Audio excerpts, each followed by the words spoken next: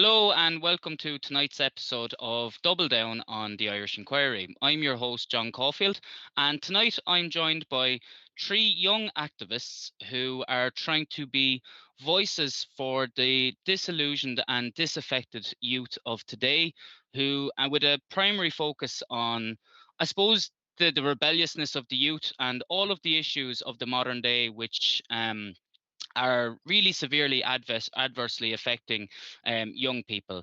We are joined by three college students here today. We have Charlotte Doyle, who is a student of law. Charlotte is somebody who was wanting to engage in various different societies within her university, but unfortunately, she's actually been incapable of doing so as a result of the vaccine passport. Alex Daly, you may be familiar with him from running the Area Mock Nahoiga channel. It is on Instagram and Telegram, which is also primarily geared at galvanizing the youth of today. And last but certainly not least, you may have heard his name being mentioned last week, we have Dannan Gaughan. Dannan may not be familiar to many people outside of the movement, but he most definitely is within it. He probably won't like me saying this, but I must be honest and say he's probably one of the most staunchly patriotic nationalists and proud Irishmen that I've ever met in my life, and has been a huge influence on me over the course of the last 8 months through this fight against tyranny. So you're all welcome here today, guys. I hope you're all well. We might start off, I suppose, with yourself, Charlotte. We were chatting today about, the rebelliousness of youth and the vilification of those people who are not complying with absolutely draconian and tyrannical measures. And one of them, there's been an example recently in the media of the students in NUIG Galway who they're having CCTV footage being utilized against them to actually tar their name and to target them and identify them. What kind of, and we were discussing kind of areas, with regard and how people can push back, and students particularly can push back against the system. What kind of thoughts do you have in terms of the issues that are facing students at the moment with regarding the vilification of those people who are not complying with a really corrupt system at the moment? Yeah, I think the way things are going at the moment, like there's going to be more government restrictions, and it seems like it's going in a way where it doesn't really matter if you're vaccinated or unvaccinated. And I think that like as a society as a whole now, I think that the whole unvaccinated and vaccinated, it is really dividing us. So I think with the way things are going, if the government are going to put us and keep trying to condemn us with all this control, I think that it's necessary that we all just kind of come together and as a whole we all not comply with this, because I know people now that are just like, I wanted to go to the nightclubs, I thought I was getting my freedom back with the vaccine. And I think we really need to utilize the fact that they're angry about that, and like we need more of a mainstream message that you just not to comply with these things. It's the vilification of the unvaccinated is absolutely terrible. I've spoken about this a lot over the past, since summer when it all started, but I'm not going to,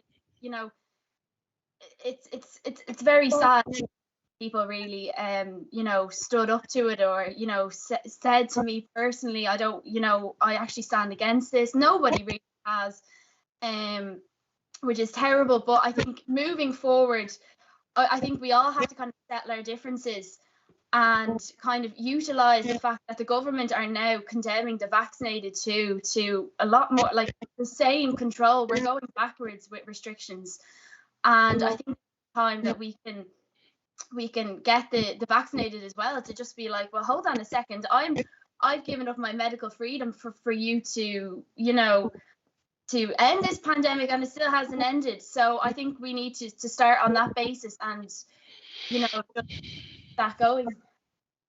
Yeah, absolutely. And you mentioned kind of a pertinent point there with regard to messaging.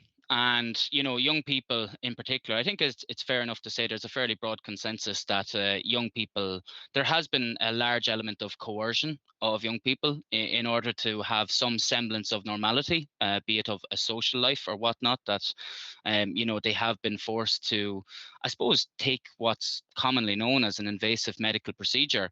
And you mentioned there before as well that there's a lot of more people who have taken the jab, a lot of vaccinated young people and students, but they are becoming increasingly annoyed, aggravated, aggrieved by what they perceive to be kind of government diktats and lies. Yeah. Have you seen that on the ground yourself? And what Yeah. would you, what kind of, what kind of words of encouragement would you use to, to speak with these people who are kind of maybe newly waking up, or at least just questioning government restrictions when dealing with these fellow students? What kind of advice or what kind of messaging would you have or advise people to have when they're speaking with them? Yeah, we honestly need to use this at our advantage right now. Sorry, we need to use this as our advantage. Like, people, they're getting frustrated. The whole thing with the nightclub, I don't know how after €9 meals, 5-kilometer limits, somehow when they did a curfew on the nightclubs for 12 p.m. It seemed to wake people up. I've heard a lot of people doing it. I've seen people putting things of a guy talking a video, reposting on Instagram saying about the vaccine passports for gym and how it's so stupid when they're people going to the gym for their own health. Why would they need to, have a vaccine cert for that? So yeah, I think the government are going to push us as far as they can do it, and I think now is a really, really good time for people to kind of we were on the verge of ending the pandemic, and if we can kind of fuel people's anger that it hasn't actually ended, and if we come into January and there's more restrictions, perhaps the lockdown, people are going to be really angry. They're just not going to comply because they're like, well, I've got the vaccine. I'm not scared of anything, If this keeps going on for much longer, I really do think people will just be so frustrated. They'll know that there is no end to this. Regard to the youth, I mean, I've never seen anything like it. They are 100% a product of the technological age. Unfortunately, there is no anti-establishment groups. I mean, the liberals that used to be, who talk about the oppression of capitalism. It's all so ironic. The oppression of capitalism, and in my college there's protests for femicide and violence, gender-based violence, and then there's photos of people wearing masks, and it's like, you don't have your own you've no civil rights. You've got to mask your face. They are trying to make you faceless into a QR code. You are just another number in the mass of the technological age. You mean nothing to them. And the fact that they're saying they are oppressed because of their gender or because of their race, it is just so out of touch with really what's happening. The actual oppression is the fact that you've got a mask on your face. You may not be able to leave your house, if they put in more restrictions. It's so frustrating to see no anti-establishment. I am the one person in my college not wearing a mask. I have influenced one person not to wear one. That is nothing, and I'm in a very big college, and I say to the youth now, you need to all talk to your friends, because nobody is happy actually wearing them. It just seems like everybody's kind of scared to say, well, I actually really don't like it. Some people have, but they still do it. It's just about collaboration at this time, that we need to get this mainstream message out that really none of us are happy doing a lockdown. Nobody in this country is happy doing a lockdown, so if we all need to communicate, and I have a direct message to protesters as well, because I know I'm going to be speaking to the preached here, but I have a direct message, is that everybody needs to speak to their family and friends and their kind of community and just acquaintances and anybody that business owner. It's so important, because people with that influence can use that for the good. And if restrictions do come in, you need to speak to them and say, well, look, can you get in touch with people in your industry? Can you get in touch with people, business like you, that don't want to do this? Why would anybody want to shut down their business? Why would anybody want to let go of staff because the government are cutting the hours that restaurants can be open and pubs? Nobody wants to do this. It's about people coming together now. We have the means to come together. We have technology. It's about them coming together now. And I say this to the protesters, to the people who are on our side. it is also up to us now to just get the wider society to just come together and rebel against these measures. Yeah, well said, Charlotte. And you touched upon I suppose the insistence upon colleges to indoctrinate the young people, and it's something I suppose I was briefly exposed to. I'm only out of university a couple of years, but you and Alex there beside you are actually in it at the moment. So, Alex, if I might just pick your brain for a moment, like, what is the kind of atmosphere like at the moment within the university, the college campuses, and within even your peer groups in general? Like, can you see the scale of the indoctrination, and can you see how it has affected your peer groups to such an degree? Yeah, John, I've been saying this for a long time, but I think of all things, this has become a pandemic of acceptance more than anything. Like, I started back in college there in August, and I was the fellow with no mask, and I was known as nothing else for a long time, because like Charlotte, I was the only one in the college without a mask. And again, a fairly big college, which is quite scary to see. But from speaking to people, like, I've never come across anyone who's afraid of this actual deadly disease. I've met a lot of people, on the other hand, who just want to go about their lives and would do so by any means necessary. I remember talking to a young lad I know last week. He goes, "Geez, if they told me my life expectancy was 10 years after taking this vaccine, I'd do it just so I can go and live my life now." I mean, just hearing that, like, my jaw dropped. Like, there is no response to a statement like that, So I think young people are becoming desperate, and have been desperate for a long time, because this has gone on for, we're on the verge of 2 years now.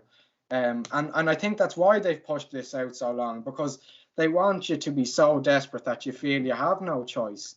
And that's what most young people have succumbed to at this stage. I think, on the other hand, that the fact that they've put on curfews on pubs, and the fact they're closing the nightclubs, it's a clear statement that the intent was clear, that the only purpose of that was to vaccinate young people. Because now that this has been taken away from them yet again, people are starting to ask the question, well, hold on, I've listened to you, I've stayed 5 kilometers, I've isolated, I've gone for PCR tests, I've got 2 jabs, and now you're taking this away from me again. I think the gyms, speaking to people today, the gyms were definitely the last straw, because, as we all know, the gym is somewhere you go for your physical and mental health. So I think the fact that the government are turning a blind eye to the fact that suicide rates are up 190% in the last year, depression amongst other things, it's seriously scary thought. But I think young people, they have accepted this for far too long. And the only way that we're going to come out of this, or any way we'll stand a chance in this, is if they do start asking these questions, So, as I said, I was the fellow without a mask for a long time, but I think people are starting to see me as Alex, the fellow with a bit of sense now, because they're starting to cop on a little bit. Well, that's good to hear, Alex. And fair play to both of you, with regarding standing up against this, because there's a lot of people of even a much older generation who are not standing up to this tyranny. But I think you both recognise, I suppose, the significance of standing up for what's right and being virtuous, as opposed to being a virtue signaler. And there, Dannan, or Alex, you mentioned their kind of the anti-establishment kind of sentiment of people generally within the awake community. But I personally believe, and this is just my own personal belief, let me know what you think yourself, that there is a counterculture growing amongst young people. There is a counterculture. It's just kind of at its early embryonic stages. And it's not left, it's not right, it's not necessarily political. It's anti-establishment in nature, because the establishment seems like a relentless machine at the moment. And it seems to be people, being, I suppose, living up to their individuality. There's an attack on individualism, on westernized ideals of individualism at the moment. And how have you seen, that kind of, or do you see people who within the kind of the young community who seem very kind of disillusioned and almost kind of despondent at the moment, and they're almost waiting for something to change. You know, they're waiting for something in society to get behind, because the youth have always rebelled. It's been synonymous with youth since the dawn of time that young people have rebelled and changed. And there's a lot of people who've been, you know, active in this movement for many years, who are saying we're just holding the fort here until the young people get active and get mobilized. Do you see that kind of disillusionment, and the young people in general, be it, you know, vaccinated or unvaccinated? It's a personal choice at the end of the day, but do you see young people waiting for, you know, something to turn, or just, you know, that there's something wholly missing from their lives at the moment? Well, you know, John, I think that's a very interesting point, because as you mentioned, the youth have always been known to be rebellious and anti-establishment. And I think the only way they knew how to do that, to this point at least, was by using friends' QR codes or fake QR codes. So anyone that hasn't been vaccinated, doesn't want to, but they still want to live their lives, they've been going and getting these fake codes to go out, right? But it's come to the point now where that's not going to work for you anymore either. So I think in that sense, that's woken a lot of people up. And you're very right in saying that they are waiting for a push, because vaccinated or unvaccinated, as you said, everything's been taken away from them yet again. So even if you wanted to fake your way into a place, well, the day is going to come where those places aren't open anymore for you to fake your way into. So everyone's going to have to come together. And I think people do just need to have that little push to know that they're not alone, because I think that is a problem a lot of young people have, especially in this situation. I had it for a long time before I came into the movement, was that you feel like you're isolated, you feel like you're alone, and maybe that's why you will comply, because you feel you want to go along with some sort of crowd. I think that's the way with a lot of situations, you know. So once people know that they've got the support network there, once people know that there's others like them, once people know that there's, if they don't fight now, they're going to have nothing left to fight for, then I think that's really going to, I suppose, cop people on, and they know what they know what they have to do now. Yeah, I think you know, the establishment, and I use that term so much because it incorporates government, it incorporates the media, it incorporates big tech. You know, they've done such a number on the youth in terms of a learned helplessness. Someone described it to me, whereby they've been rendered helpless, and you even see it so much within the adolescent and young adult children of those people who are awake, that their parents are fighting it, and they're like, oh sure, what can we do? You know, what can we do? The system is just it's so powerful, it's so overwhelming, it's so daunting. I'll just ask you this kind of last question, Alex, in terms of maybe practical measures that young people who may be listening to this, or hopefully that there'll be parents and uncles and aunties who'll be sending this to their children or nieces and nephews, like what kind of practical measures can young people take in order to, I suppose, step into their role and step into their individuality, and to you know, I suppose, take ownership and control over their own lives going forward, as opposed to leaving it up to the diktats of a corrupt and malevolent state? You know, John, I'm really glad you asked me that, because that was something I wanted to bring up anyway. People ask, what can we do? It seems like there's no answer, and there is, I suppose, no answer set in stone that's going to take us out of all of this. But I'll tell you what I've been doing, and I've been doing it for a long time. Live your life. Live your life as normal as you can. I'm going to college every day. I'm going to the gym. I'm going into pubs and restaurants, because there are a lot more people on our side than you give credit for. So go out every day, go to school, go to college, go to the shops, go wherever you want to go.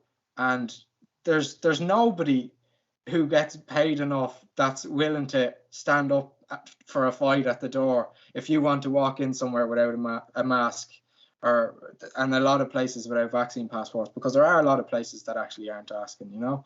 So my advice to young people, or anyone for that matter, is don't think of this completely, because if you let all this get to you, it really will get you down, because it's not an easy situation we're in.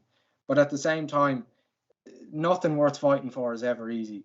So my message is, try and live your life as much as you possibly can. Find those like-minded people. Find those places that are going to let you in, and go and enjoy yourself, and be young, as I like the movement I started up during the summer, Irie Machnahoiga, I always say at the end of every conversation or speech, be young, be proud, and be free. And that's the message I have to give to people. Yeah, very much so. I was actually just going to iterate that message that you used, and I think it really does encapsulate what you're trying to push forward for the youth. To stand in their own truth and to stand in their own power, and to not necessarily comply with the system, so to speak. Dannan, I might bring you in there. Dannan, now I know you're a modest guy, but you are somebody that I certainly perceive to be a visionary. Somebody who is very kind of long-term orientated, and you're dedicating your life to this nation. I suppose you're incredibly patriotic. What do you perceive to be the kind of core issues inhibiting the mass mobilization of the youth against this abject tyranny? Cowardice. That's what I'd say. Fear is being used. That's the main reason that young people are not standing up. Compliance, they're using multiple different things to achieve compliance. Fear is one of them, but also that there's other things. But to stop young people from speaking up and standing up for themselves, it's fear, and it's only fear. And that goes for young people who know what's going on. They know exactly what's going on. But it's fear that's stopping them from really speaking out. And to be honest, they have a right to be afraid. They have a right to be afraid of what might happen to them if they do speak up. Like, socially, you're going to be isolated from a lot of people. And then all the mechanisms of the propaganda machine are going to try come down on top of you. The media, they'll try and slander you. There's certain groups out there that like to enjoy just making fun of people for speaking up. And that can be quite daunting to a lot of young people, because I suppose social isolation and say social humiliation is probably one of the biggest fears that young people might have. So yeah, that's what I'd say. Fear is and cowardice are the two things stopping the young people from standing up against this. Yeah, fear is most definitely a very powerful weapon. I think, as we all know, anybody who's paying any level of attention to what's going on, we can see the weaponization of fear, and it's very prevalent in this country in particular. You mentioned cowardice there, and I find it very interesting, because I know you're strong with your words and you can substantiate that. Do you want to elaborate in terms of like cowardice? Is that because you see, and I don't want to put words in your mouth, hence the reason I'm asking the question, is that because you see the situation being so dire and our nation being in such great peril that any level of social kind of alienation or ostracization, it pales into insignificance compared to what might happen if people don't speak out? Is that your kind of thought process on it? Yeah, exactly, John. What's going to happen to us if we don't fight back against this? It pales the thought of social isolation. That's nothing. And young people in this country in the past have stood against worse odds than we're up against, without showing that fear. And we're not even looking at the same thing that they'd have to go through. We're just talking about speaking up. There's young people who laid down their lives for Ireland in the past, and they did so gladly. And then looking today, that maybe young people are afraid of what someone might say about them because they speak up in defence of the Irish nation and our rights and our people, that they might speak up in defence of that they might be made fun of. That's why I would think it's cowardice. That is cowardice. And yeah. I know it's fairly strong. I don't want to be you know, fully, you know, alienating people by saying that, but we're in dire straits at the moment. We need people to stand up in what capacity they can. Yeah, absolutely, Dannan. And I know that you're a great lover, and you speak with great honor with regarding the nation. And it would appear as though that many young people have succumbed to globalist ideals as opposed to a love of their nation. Hence the reason when they're seeing the absolute obliteration of the fabric of society within their country, that there's almost a level of apathy within that. I suppose I might just I'd like to probe you. I'd like to get your thoughts on as to why, what it is that you perceive to be so special, actually, because I have similar somewhat similar views in terms of there's something very deeply spiritual and special about this land, and the Irish people. What is it that you, in your own mind, is so special about the Irish nation, and why it is almost more important than even our own lives that we absolutely do everything within our power to save it at this this time of great peril? I suppose it's hard to explain exactly what it is that makes Ireland so special, but when you see it, you know it's there. When you look upon the landscape, listen to Irish music, look at the culture, go to ancient monuments all around the country, go to battle sites, go to the sea by the cliffs. You definitely feel something there. And then with their own people, there's something. There's just something there. Just by talking to people, and even people who've come to Ireland and have kind of adopted into the culture, there, there's something beautiful there. Yeah, and also like through history, the Irish people have sustained themselves against insurmountable odds, and there's something very special there. It is hard to explain, but when you see it, you know. Yeah, very much so. It is there, and I think as well. I suppose I can only speak for myself, but I think there is a fairly broad consensus within the awake community in general that they recognise there's something very special about the Irish nation. Hence the reason we've been under attack for so many years in so many ways as well. You'd almost need a show in its entirety to only scratch the surface as to how the Irish nation has been under attack. In terms of going forward, Dannan, like there's obviously a lot of people who are fearful of I suppose the media hatchet job which has been done in terms of labeling, the use of far right, anti-vaxxers and all the rest of it, and hence it's been one of it's been preventing a lot of people being incorporated into the movement. But we are seeing day by day that the regime, which is what I would call it, is becoming ever more psychotic in nature, as they kowtow to their globalist masters. And we're going to see more and more people, hopefully, being incorporated into the movement. What ways and means do you think we can reach out to these people who are newly awakening, and get them to support them and to get them to recognize, I suppose, how dire the situation is when you look at it in a global context of a global communist takeover, which appears to be what we're living through at the moment? Right. So reaching out to new people. I've had a few thoughts about this, and I would say, I don't know if you'd agree with me, but a lot of the methods that have been used to voice what we are, what we're trying to fight against, how we're going to do it, it's been a lot of it has been fairly cringy, to be honest.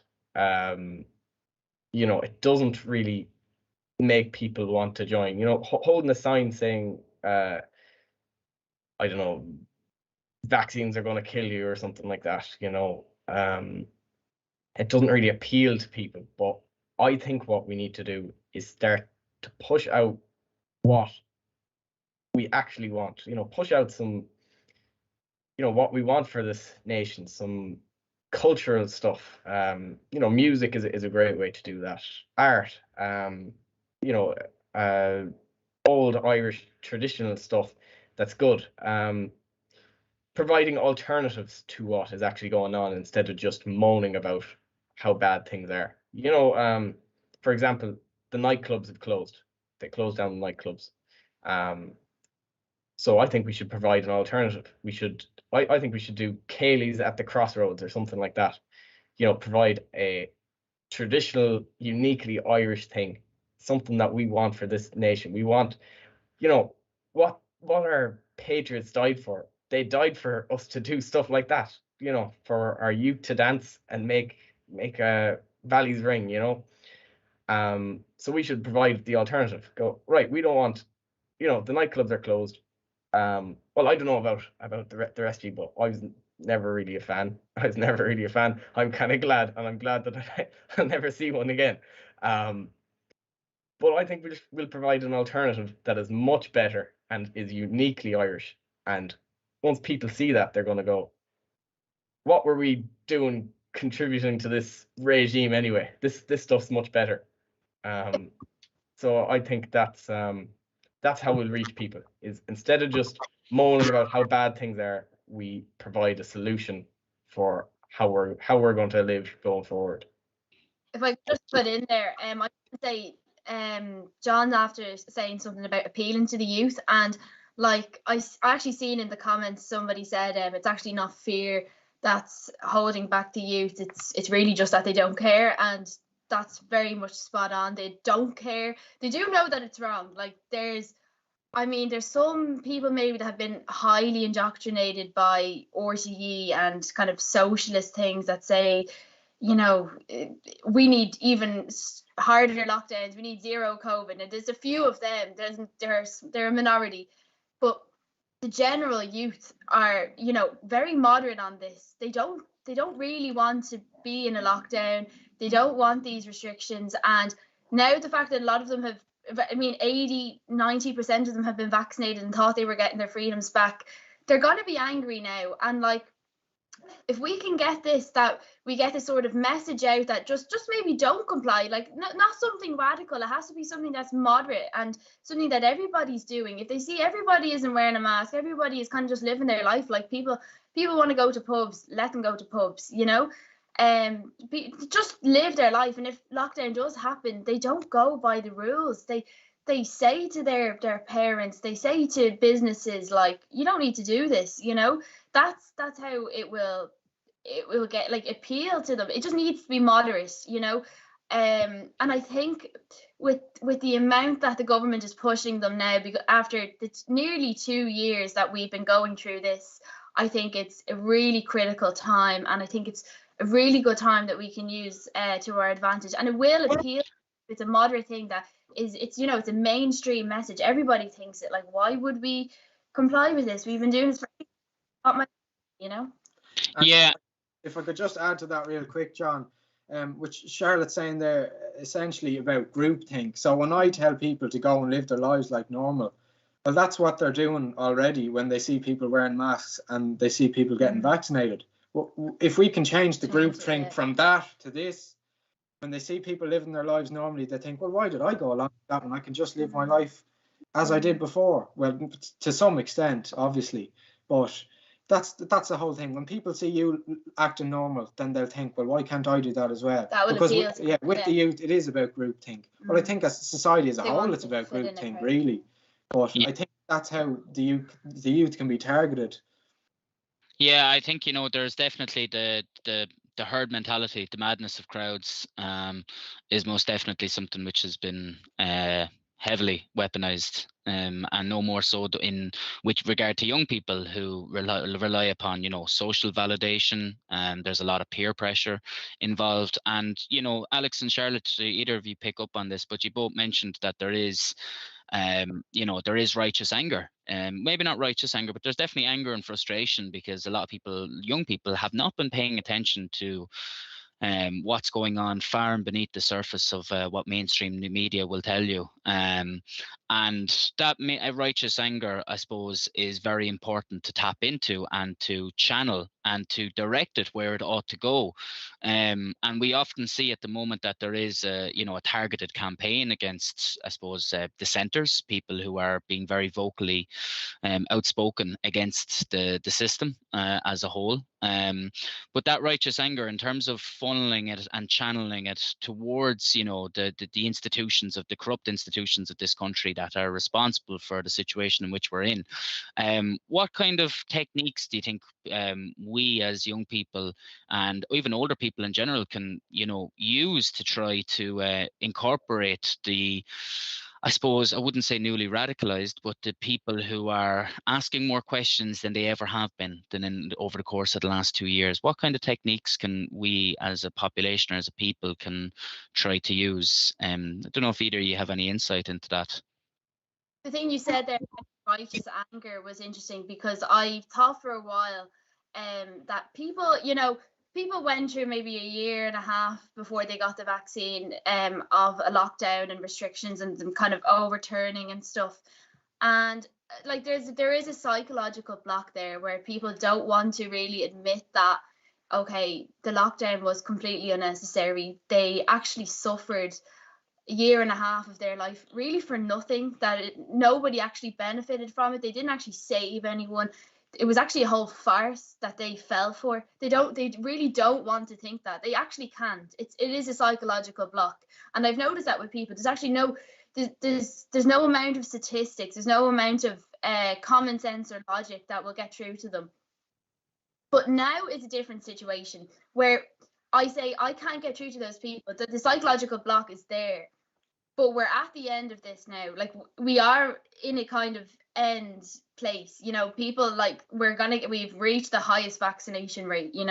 We're at Christmas. Everything was like lifting all the restrictions. And now, like, what action can we make? I think it's just like forming, because I know personally that everybody around is like, I've put a few seeds out, and I've kind of said to people, like, everybody's vaccinated now. It either ends now or it never ends. And they're like, yeah, I have to agree with you. I'm no conspiracy theorist, but I agree with you. So if all these people are agreeing with me, what's the problem? Why aren't they saying it to their friends? And I think it's just the people, protesters now, say it to everyone, just be moderate, put your no radical, like, and I have always been very, like, a bit more extreme about it, because they are extreme circumstances. But to get across to the wider society, we just need to be a little bit like, look, psychological block is there. We're not going to get through to them on that, but we're at the end of this now. You need to just plant those seeds, and it's common sense now. The government are kind of like, I can sense that there's a little bit of doubt of whether we're going to comply. I think they are kind of sensing that doubt, and they will push us no matter what. And I think it's just this time now that we all need to really just unify. Industries need to unify. Like, gym owners need to get in touch, and I don't know why they're not getting in touch and things like that. And maybe government grants and things like that, but the economy will crash. There's only so many lockdowns. If they don't actually just go into business and work in a functioning economy, like, it will just crash, and there will be no economy for them really to work in. So it really is up to them at this moment in time. Yeah, and I think you make a very valid point there, Charlotte, with regarding for certain cohorts, in terms of, especially to people who are newly being introduced into the movement, to not go at them from the radicalized end of the spectrum. Now, I myself, admittedly, am relatively radicalized, but that's just considering what I perceive to be true in terms of what's going on. And I don't want to speak for anyone else, but I would believe that Dannan would be of the same mindset. but it's better to be radicalized than apathetic in times of such great peril. But there's most definitely scope for trying to bridge that gap, because there is there's obviously divide and conquer mechanisms have been wielded relentlessly against the population of Ireland and all around the world for many's a year, and the elites are absolute masters of it. So we do have to find ways and means to bridge that gap. To find, a way of funneling people who are newly awakening or newly asking questions onto our side as such, and to get active and to get involved.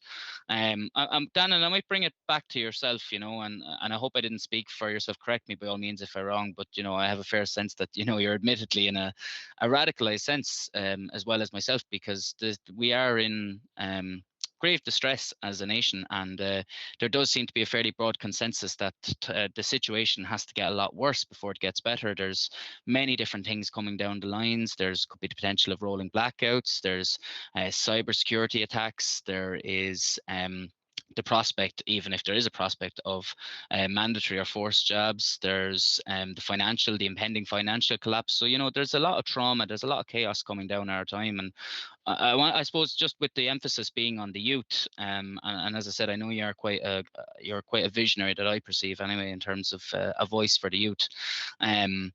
How do you perceive, or how can we kind of cultivate new leaders, I suppose, in times of great peril, and maybe to those people who've been reluctant or hesitant about taking that extra step for whatever reason it might be?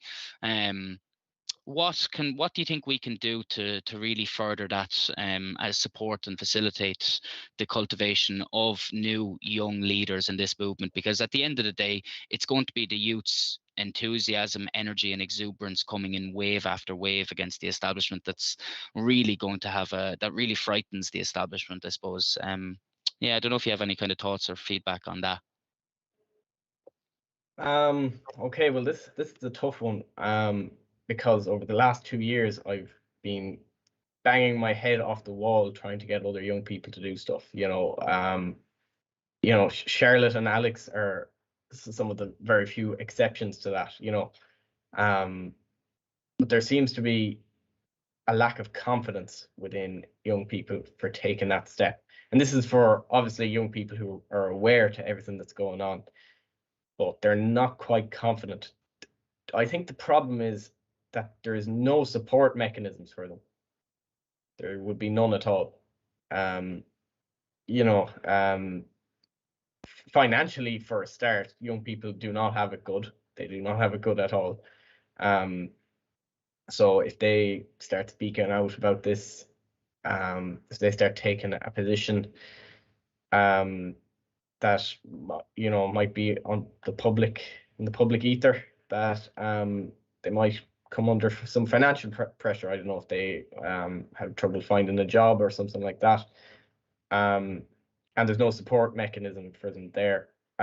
Also, very basic things is transport, like getting around the country. A lot of young people don't drive, and if they do drive, they don't have a car. And if they do have a car, they probably can't afford to buy fuel. So transport is very difficult. And also, a lot of them can't go on the bus because their local buses mightn't let them on without a mask, So I think these support networks need to be built up. If young people are going to start doing something, they need to be able to. They need to have the capacity to do these things. If they want to go up to a rally, if they want to speak, if they want to form a group to take some action, if they want to have a meeting, they need to be able to get there for a start. And then even places to stay around the country, safe houses. And this is for all the people who have houses, who have even land and stuff like that. Even if it's just for letting someone pitch a tent in the garden, just to stay the night. Because we are going to need to be traveling the country to meet different people, to network and all that. And young people can't really do that without these support mechanisms. So I would say get these support mechanisms up. Then the other side is laziness, I think, is a big part. And that's, for a lot of young people who are awake. And I think the only way to overcome that is to just tell them that the situation is absolutely dire. We need you. Ireland needs you. And when I say you, I'm not saying that plural. I'm saying that to every single individual person. And especially young people. You know, you're fit, you're healthy. You can do things that older people can't. You're not going to be getting as sick as much. You've more energy. You can do a lot more than what you're doing. And Ireland needs you. And Ireland needs you now. Yep, most definitely, Dannan. Most definitely, I wholeheartedly agree. Before we finish up, guys, and I'd like to thank you very much for your time. I'd just like to, Dannan is going to finish up on a song for us tonight. Anybody within the movement will be very familiar with that. Dannan is a fantastic singer, and he often tells the story behind music. He may or may not, I'm not sure what song he's decided, but he always does sing a song. It's usually of great poignancy and very pertinent to the situation in which we're in. So just prior to that, I just want to let people know that tomorrow there will be an Iconoclast special with Dr. Vincent Carroll at 9:30 in association with Ryland Media. It will be on at 9:30, so please use the hashtag, not the Late Late Show. I'm sure everyone who's watching this probably won't be watching the Late Late Show and would be much more encouraged by watching Vincent O'Carroll speaking about what's happening with our medical system. So with that, I would just like to thank Charlotte, Alex and Dannan. And Dannan, if you could send us on our way with a song, we'd be very appreciative and very grateful. Yeah, okay. I've actually changed my mind as to what the song was going to be. I picked a song, but I've just changed my mind there. The song I'm going to sing is called The Patriot Game. And I think you know that song, John. So basically, the song is about a young rebel in Monaghan. And he was involved in an ambush or an attack on a British army barracks in the north. This is after the treaty, and he is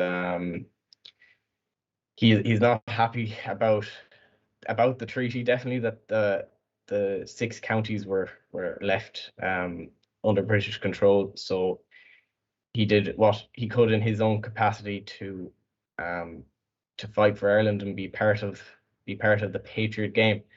And he died in that ambush. And in the song, his dying words, he is thinking of the traitors that burned and sold Ireland and sold out the Patriot Game. So I'll give the song a go. I don't know how it'll sound on this, but sure, we'll give it a go. My name is O'Hanlon. Actually, sorry. No, I'll go from the start again. Oh, come ye young rebels, and list while I sing. For the love of one's country is a terrible thing. It banishes fear with the speed of a flame, and it makes us all part of the Patriot Game. My name is O'Hanlon, and I'm just gone 16. My home is in Monaghan, where I was weaned. I've learnt all my life cruel and England to blame, and so I'm a part of the Patriot Game. I heard about Conley was shot in the chair. His wounds from the fighting, all bleeding and bare. His fine body twisted, all bleeding and maimed. And so I'm a part of the Patriot game. It's nearly 2 years since I wandered away with the local battalion of the bold IRA. I've learnt about heroes and I wanted the same. And so I'm a part of the Patriot game. And now as I lie here, my body all holds, I think of those traitors who bargained and sold. I wish that my rifle had given the same to those quislings who sold out the Patriot game. Excellent. Thank you very much, Anne. We'll see you next Thursday, guys, on Double Down episode of the Irish Inquiry. NPHET have not moved on with the science. For example, it's now shown that if you lock down people or grossly interfere with their general lives, their economic lives, their social lives, you damage their mental health.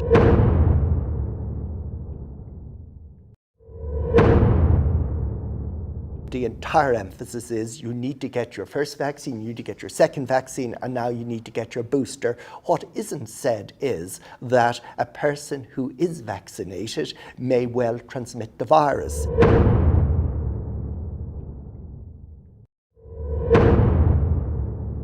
The advice we're getting from NPHET is wrong and it's dangerous and it needs to stop now.